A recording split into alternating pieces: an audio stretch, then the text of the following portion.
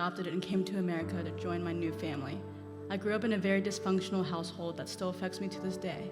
I didn't really have guidance and love from my parents, but my grandpa was the one I could rely on. God wasn't a part of our family. There was constant chaos and animosity. My journey with Jesus started my freshman year with Young Life. Young Life gave me a sense of belonging.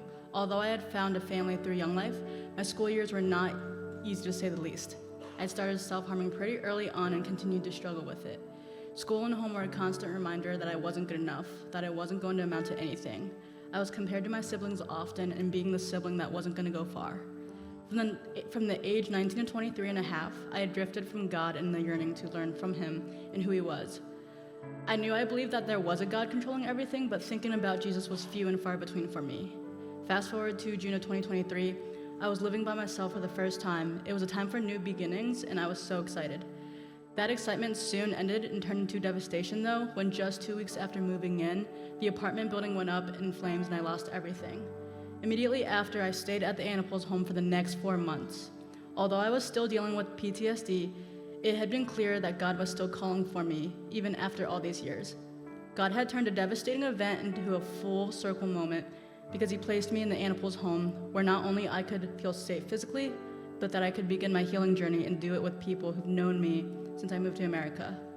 I'd be able to heal physically, but also heal spiritually by living with a family who have shown me who Jesus was from the start, by loving people like Jesus did and living like Jesus. During that time, I started going to church again, but this time in a consistent manner. I joined an MC, kept asking questions, but for a year, I was just going through the motions. I started to get stagnant. That place of stagnancy would change on November 5th of 2024. I was listening to a song and the verse 2 Corinthians 3:16 came up. The version I heard was, "When one repents, the veil is lifted." When I heard that specific verse, there was an internal reaction in me because I had been asking myself why I couldn't trust or why I didn't feel close to God. When that verse came on, God answered that question to me directly, finally waking me up.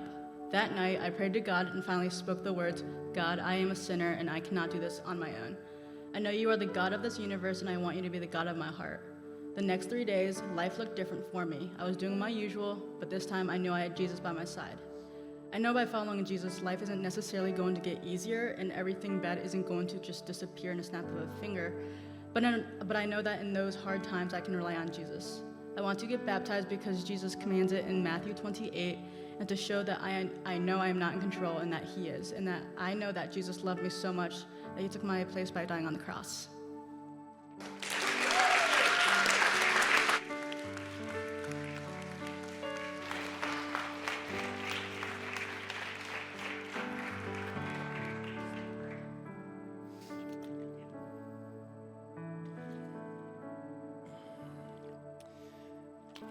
Jacqui, it's my responsibility to ask, who is Lord of your life?